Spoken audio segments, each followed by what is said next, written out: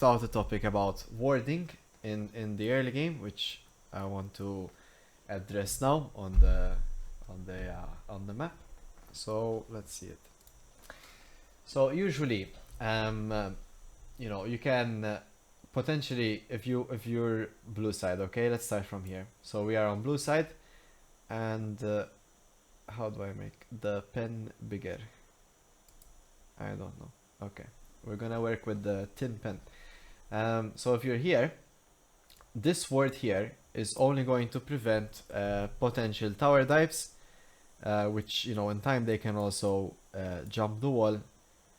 And if maybe you're coming back to lane and you want to go into the river area, so this is where this ward is useful.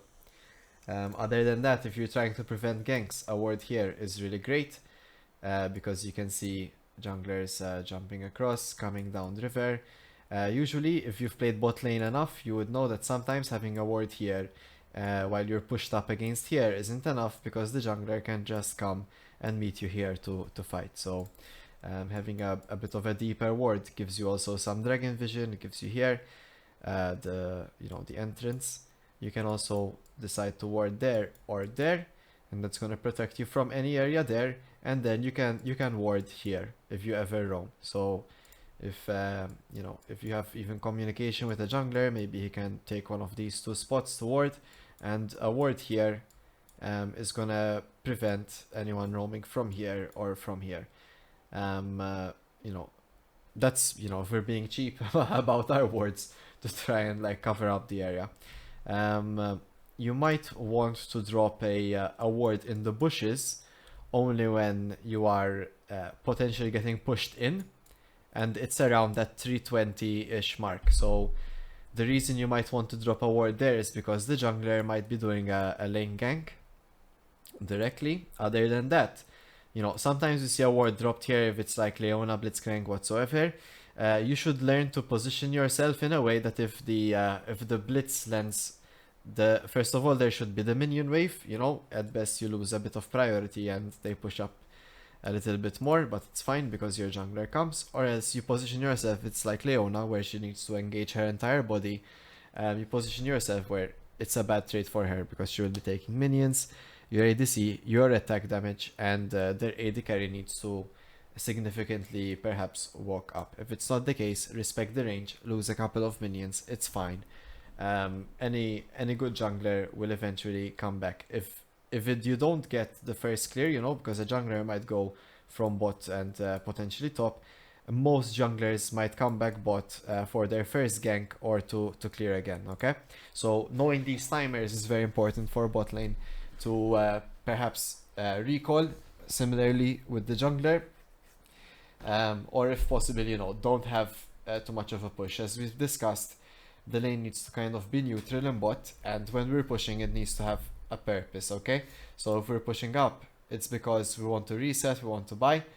If you're getting pushed in, you should be going absolutely crazy asking for ganks, because bot lane is usually a very easy place to gank, but in that case make sure that here is warded or here is warded. The worst case scenario is the early game got played really bad, bot lane died, your jungler potentially died top, for example, and now bot is gonna be in a bit of a weird spot, because you can only get back either if you have a better abilities on 6, or if you do a really good trade and the enemy plays badly, or if the jungler manages to get some kind of kill elsewhere, or repeat ganks, or maybe if you get mid help. So understanding how valuable it is like not to fall behind early game is like one of the key things that will help you not lose games from that direction at least.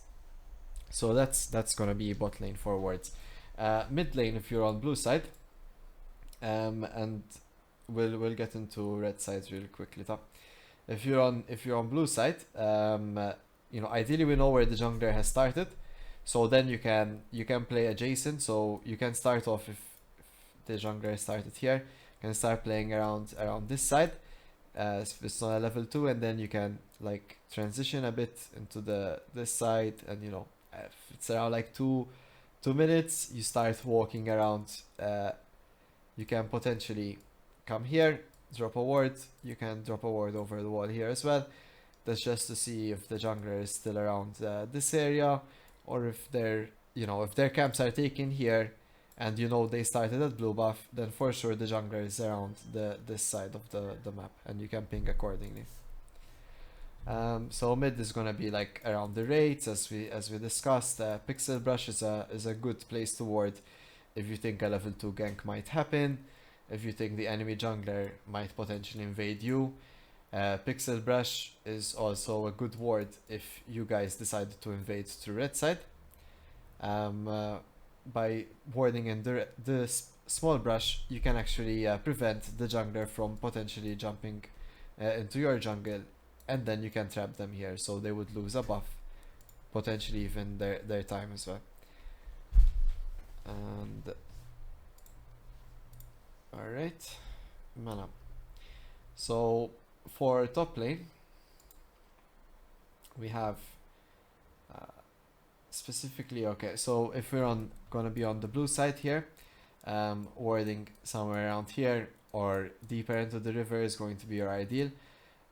Warding here isn't really that useful unless you're extremely pushed up, but in that case, you as a top laner, you should of course respect where the mid lane is, and potentially even if you know where the jungle is, if you're gonna take plates. Otherwise, you know what you're doing. A ward in the bush might be great to stop potential lane ganks, especially if you're playing against like Rengar, Nocturne, Evelynn. Well, Evelynn is a bit harder, but then in that case you might want a red ward there at all times, and to not over push your lane. But that's gonna be Evelynn just as a champion. Similar features apply. You try to keep the lane, and we push with a certain purpose, and we slow push when we have the level advantage. If the enemy comes, we trade with them with our level advantage, potentially threatening the dive or the fact that they need to stay to take the slow push, and you can get a recall and buy some items to go back to lane while they're still clearing that wave that you've sent. If the lanes do stay equal, then in that case it's usually going to be a jungler, which changes that flow, potentially who gets level 6 first, or who decides he has enough money to go back and buy an initial buy. Top laners have teleport, doesn't really matter for them. Mid laners might have teleport as well, but if they have ignites or combat summoners, they might be looking to edge out a kill early on. In that case, support or jungle should be aware of that and should be there if possible. Alright, so I hope that clears up some of the other parts of the early game, and same concepts apply for the mid game. As we said, we said all these things for the early game just to get into the mid game part, where we're gonna start going into the enemy territory and growing our map size essentially. Alright, so when it comes to late game, the main difference is gonna be that it's not genuinely about the items. Now it's about like team orientation and how you decide to slowly push your leads. In the mid game, we've been trying to take enemy territory, we're punishing them for entering, taking the objective around it, potentially pushing a lane that has been behind by ganking it. So now in the late game, everything is like up for grabs, okay? We're just 5 champions, we have items, and gold is accessible and XP through jungle, lane, or enemy jungle, and they're all there available, and we should be using them at all times.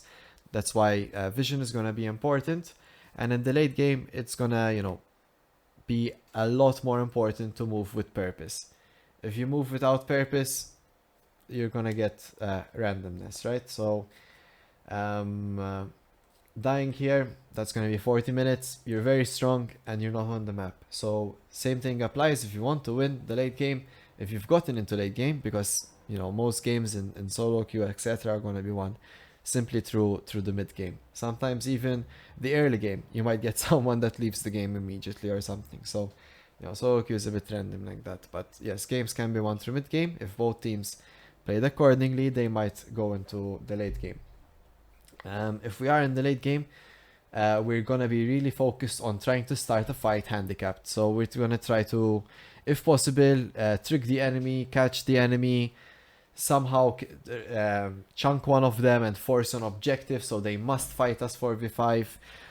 If it's not the case where you can win the fight, a 1-3-1 always helps. This is something a bit of a classic where you have one person top, three in mid and one in bot. Try to, ward like where I'm putting the axis, I guess, accordingly. You don't need to put all these words. These are depending on what side you are, but these words will help you to identify when you need to back off. But if you don't have the words, a good rule of thumb, if you're on the side lanes, you just shove the lane and then you walk backwards. Okay? So you push, you kill that wave and you just walk back, you chill a bit. You see if any enemies show up. If nothing, the next wave will come. You go there, push it, walk back again as if, you're gonna recall again, you wait, and you take this sort of approach. You will only start hard, showing yourself on the map and pushing and stuff when the enemies are either showing all four in mid lane and they send one bot to stop that roam, or or they send them top and the bot starts pushing. You get the picture. The three in mid, their priority here is to always back off and fully engage whenever they see, like, let's say 3 people went to kill this one laner up here, or 4 people went here. And this is practically the late game. Who's gonna get cut out first? Who's gonna push that advantage? Who's gonna, when people die, we can take 2 towers, 3 towers, potentially inhibitor. Those minions are strong, and we've played enough League, I think, all here to know what happens after that. You take the objective ideally, and you push some lanes together and you slowly chip out the HP. But, there's not much I can say about late game apart from that. Try to not get caught, try to catch the enemy by tricking them, predicting their movements, and starting fights from that point. Okay, so the early game, the picking stage, and how you plan the first 3 to 6 minutes is going to be the most valuable time in League of Legends in this case.